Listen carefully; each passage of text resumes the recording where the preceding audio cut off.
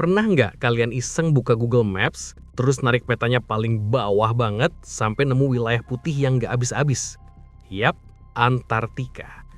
Bagi kebanyakan orang, Antartika itu cuma es, suhu minus, sama tempat mainnya penguin. Tapi buat para pencinta teori konspirasi, Antartika itu ibarat Area 51 versi raksasa. Ada yang bilang itu tembok es ujung dunia, pintu masuk ke perut bumi, sampai markas rahasia alien. Hari ini, kita nggak cuma bahas katanya-katanya. Kita bakal bedah dari teori bumi datar yang viral, misi militer Amerika yang misterius, sampai penemuan sains yang menurut gue jauh lebih gila dibanding konspirasi manapun. Penasaran?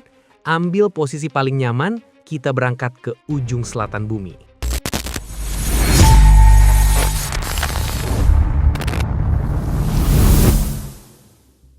Kita mulai dari yang paling ramai di internet, teori bumi datar.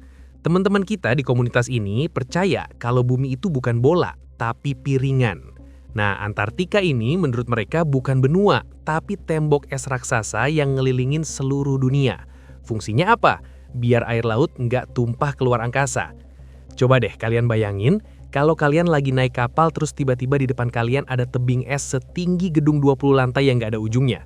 Apa yang kalian pikirin? Pasti kepikiran, jangan-jangan ini emang ujung dunia kan? Terus mereka bakal bilang, lihat tuh logo PBB, Antartika nggak ada di bawah, tapi jadi cincin yang ngelindungin dunia. Mereka yakin banget, militer seluruh dunia itu janjian buat jagain tembok ini, biar kita nggak kabur ke dunia lain. Kedengerannya kayak film The Truman Show ya, tapi bener nggak sih militer sekompak itu?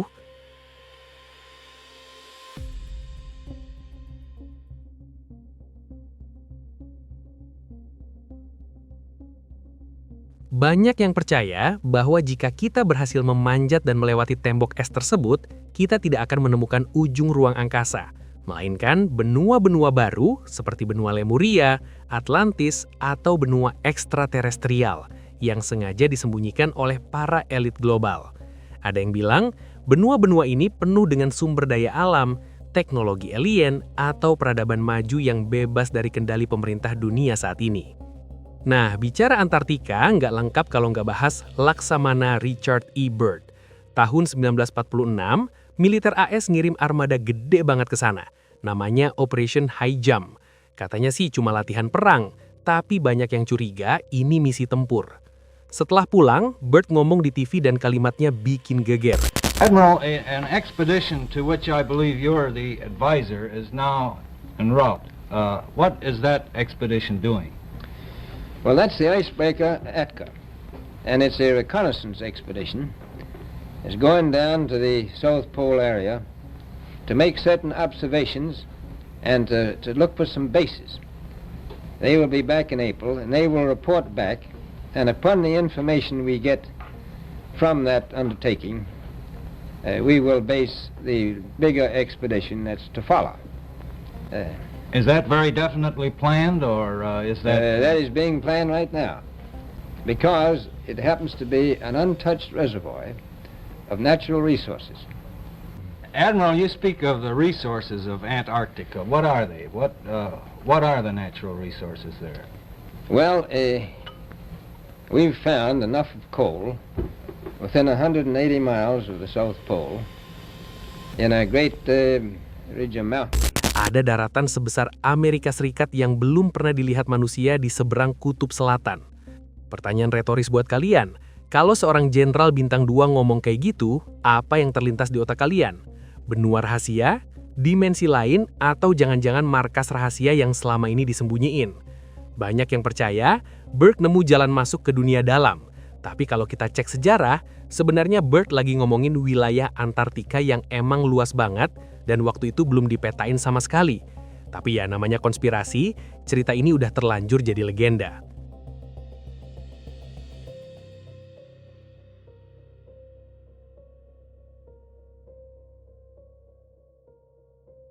Teori konspirasi sering menggunakan peta Gleason atau peta proyeksi azimutal equidistant sebagai peta bumi yang sebenarnya. Menariknya, peta ini sangat mirip dengan logo Perserikatan Bangsa-Bangsa atau PBB. Dalam peta ini, kutub utara ada di tengah piringan dan Antartika menjadi cincin es yang mengelilingi seluruh benua. Konspirator percaya bahwa logo PBB adalah kebenaran yang disembunyikan di depan mata.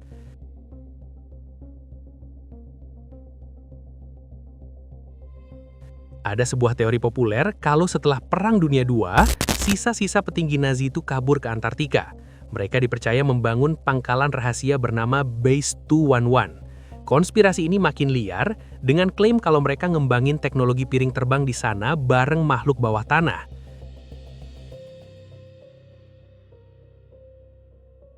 Banyak penganut teori Hollow Earth percaya bahwa di kutub selatan ada lubang gasa banget yang bisa nembus ke pusat bumi. Katanya, di dalam bumi itu ada matahari sendiri dan peradaban manusia yang jauh lebih pintar dari kita. Foto satelit yang sering nunjukin lubang hitam di kutub biasanya diklaim sebagai bukti, padahal itu cuma masalah sensor kamera satelit atau sudut cahaya matahari. Tahun 2016, dalam waktu yang berdekatan, tokoh-tokoh besar kayak John Kerry atau Menlu AS waktu itu dan Buzz Aldrin, astronot, pergi ke Antartika. Buzz Aldrin bahkan sempat dievakuasi karena sakit dan muncul hoax Twitter atas namanya yang bilang kita semua dalam bahaya. Ini adalah kejahatan itu sendiri, sambil nunjukin foto piramida es. Ini bikin netizen mikir, ada apa sih di sana sampai orang penting harus kumpul?